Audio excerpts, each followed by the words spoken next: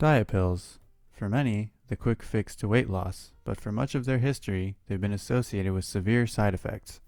From ground up animal organs to drugs that cook you from the inside out, people will take anything to try and lose weight. What were some of these crazy medications of years past?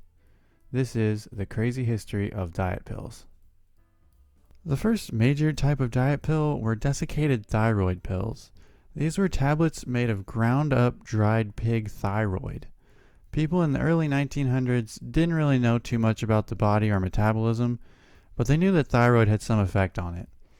After treating people with thyroid disorders with the tablets and finding that it often made them lose weight, they started giving it to healthy people. It didn't work, but people began taking it for weight loss anyway. The pills didn't make them lose weight, but it did give them an abnormal heartbeat and chest pains, so that's a thing.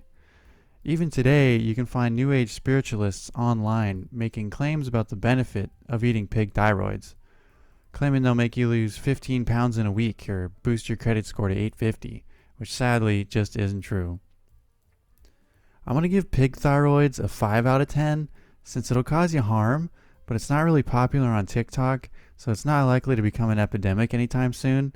Also, compared to some of the other drugs on this list, it's not that dangerous, relatively speaking, and it actually used to have some positive medical uses. The next thing on our list is an oldie but a goodie, dinotrophenol.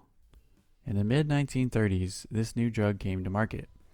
Its weight loss potential was discovered after workers were exposed to it while making munitions during World War I. Stanford researchers did a report on its weight loss effects, leading to its widespread use from 1933 to 1938 as a diet pill.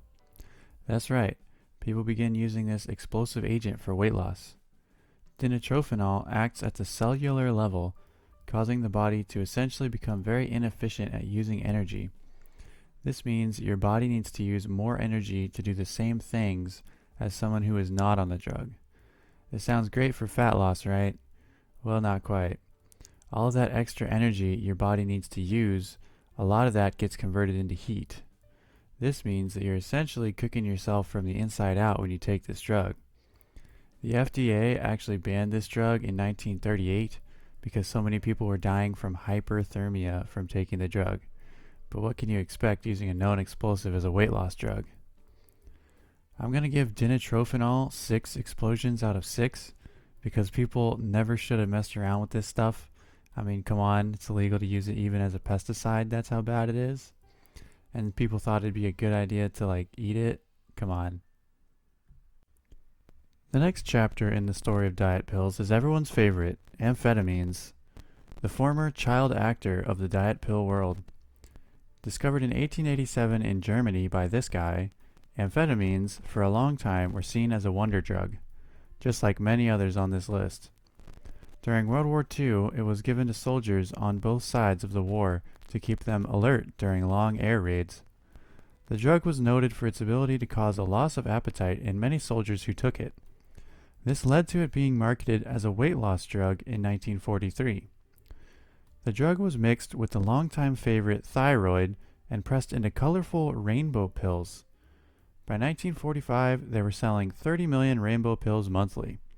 That's one pill for every 5 Americans in 1945.